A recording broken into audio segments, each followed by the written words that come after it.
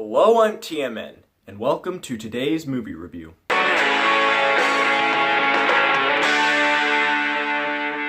As you may recall, last week I reviewed the Hobbit trilogy, a mediocre prequel series that doesn't quite live up to the success of its predecessors. But this week, over the next 3 days, I'm going to be taking a look at a far superior film series, The Lord of the Rings. And to start, we have The Fellowship of the Ring.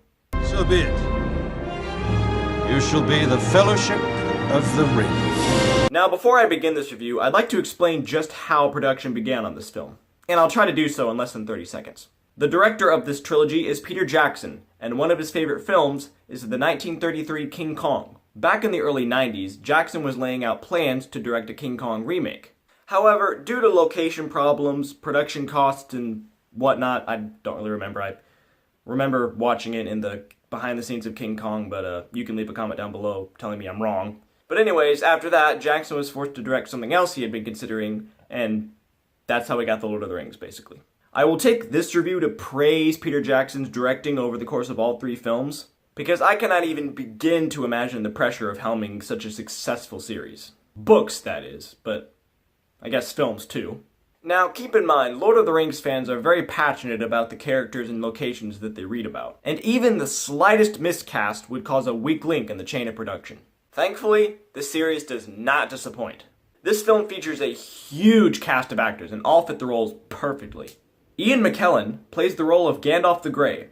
Now, the producers originally wanted to go with Sean Connery in that role. And while I could definitely understand the reasons, could you really picture anyone else in the role now that you've seen the series? Some actors were just born to play certain roles, and this is definitely one of them. But while Ian McKellen may be nearly perfect casting for Gandalf, there is no one who could possibly top Christopher Lee's performance as Sauron. Not only is he the only member of the cast to have met the author of the books himself, J.R.R. Tolkien, which would probably give him somewhat of an advantage as to how to play the character, but along with his look, his voice, just everything about him just makes the character.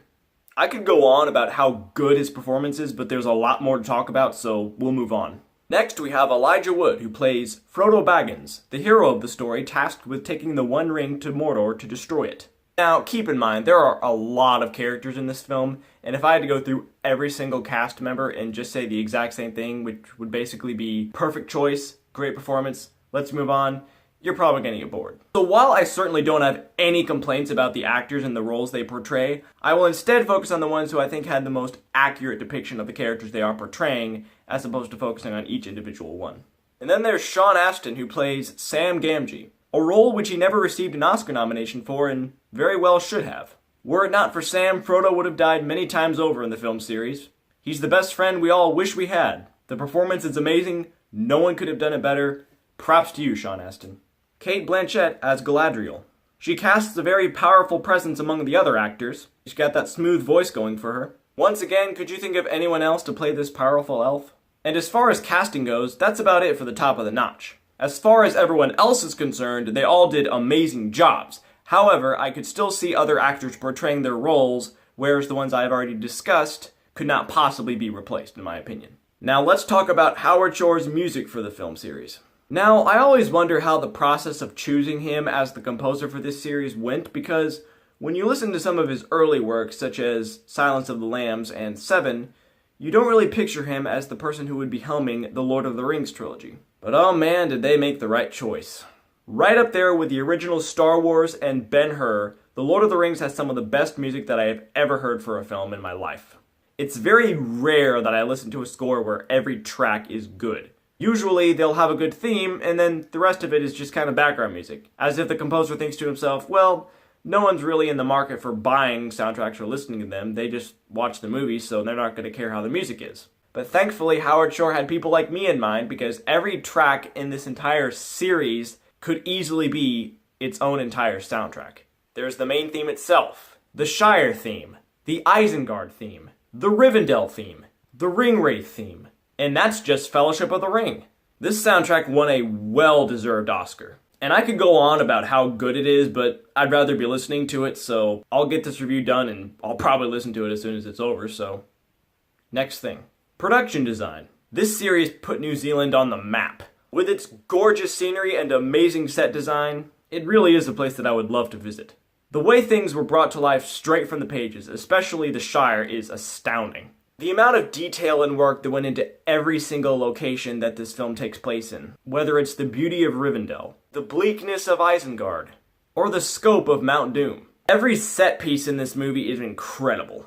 And thanks to the use of miniature sets, this film actually feels more authentic as opposed to The Hobbit, which feels like it's all on green screen. And unlike The Hobbit, which had a lot of CGI orc characters, the orcs in the Lord of the Rings trilogy are all costumed performers. And isn't it just so much more impressive to see the time and effort that it took to create such a detailed character mask than something that was probably just created entirely on a computer with some actor wearing a gray suit with dots on it? The makeup, the costume design, everything about this entire movie and the trilogy is awesome. But we're only focusing on Fellowship of the Ring right now. I don't want to get too far ahead, but yeah.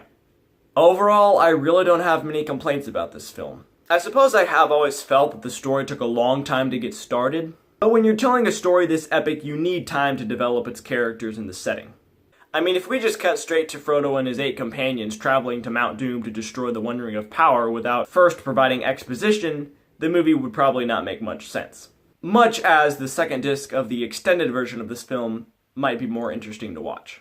And despite this film being more than 3 hours long, it never has a dull moment. If you are someone who has never seen the Lord of the Rings trilogy, and you have that one friend who's always urging you to watch it, I highly encourage you to listen to that friend of yours. Because the Lord of the Rings is one of those few film series that actually lives up to the hype. I don't think I have met a single person who did not at least somewhat enjoy the Lord of the Rings. But surprising as it may be to hear, considering that there's a lot of people in the world, I'm sure there's probably someone. I don't know what's wrong with them either, but, maybe they have a concussion. Overall, this film has great performances, great cinematography, amazing music, outstanding production, practical effects, makeup, and whatnot, and all of it topped by great directing from Peter Jackson. Something tells me my thoughts are probably going to be similar for the next 2 films. Maybe I should just make a copy of what I just said and paste it onto the next 2, because it'll probably be pretty similar. Altogether, I'd rate this film, Well guys, that's about it for today's review. Be sure to tune in tomorrow when I review The Lord of the Rings, The Two Towers. If you enjoyed this review, be sure to hit that like button. Also, click on that little bell icon to be notified whenever I post. Leave a comment down below telling me your thoughts on the film. Share this video with your friends, and as always, subscribe. I'm TMN. Until next time.